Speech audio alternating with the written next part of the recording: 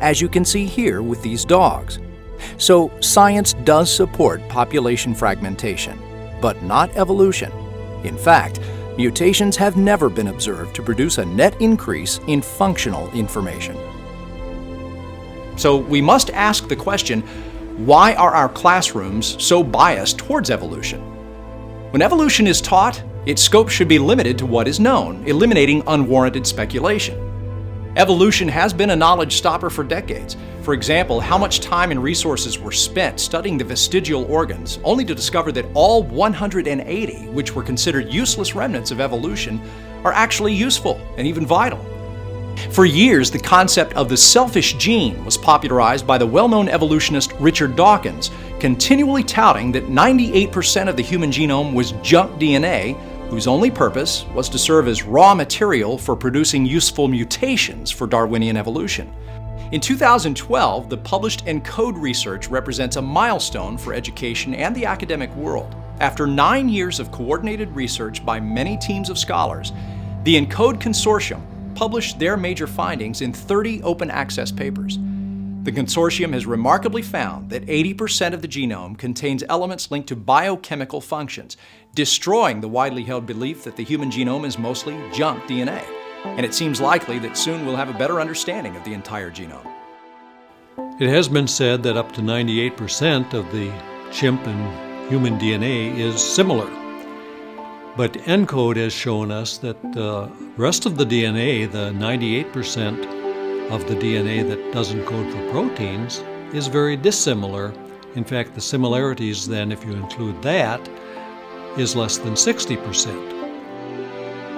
Had we not adhered to evolutionary thought, we'd have understood DNA for what it is, an incredibly complex and beautiful language within the cell whose programming directs all aspects of operation. Had we not been under the belief that junk DNA existed, where might science have led us today? DNA and RNA are computer programs that continue to astound us, not just in living organisms, but in their ancestors as well. The fossil record is a historical record of the programming of life on the Earth. Preserved deep within the rock layers, we find millions of organisms which all started from a single cell, but through the genius of real computer programs, DNA and RNA, they have developed into incredible organisms. The probability of forming the simplest single-cell life without taking into consideration the programming within the cell has been estimated as 1 part in 10 to the 340 millionth power. That number is far beyond anything to which we can relate, since there are only an estimated 10 to the 80th atoms in the entire universe.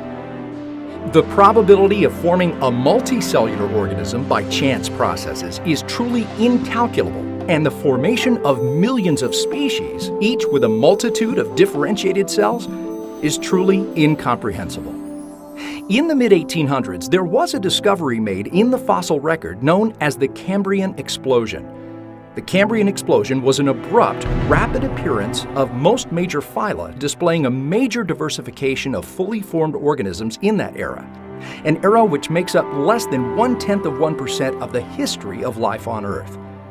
In his book, The Blind Watchmaker, Richard Dawkins says, it is as though they were just planted there, without any evolutionary history. Chinese paleontologist J.Y. Chen, who lectures around the world, stated recent fossil finds in China are inconsistent with the Darwinian theory of evolution. And British paleontologist Bud Graham said, the expected Darwinian pattern of deep fossil history, stretching millions of years into the Precambrian, has singularly failed to materialize.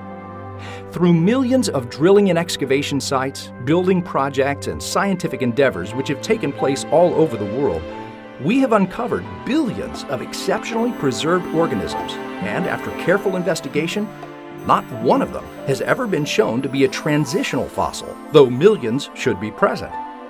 Paleontologist and evolutionary biologist Henry G. noted that to take a line of fossils and claim that they represent a lineage is not a scientific hypothesis that can be tested, but an assertion that carries the same validity as a bedtime story, amusing, perhaps even instructive, but not scientific.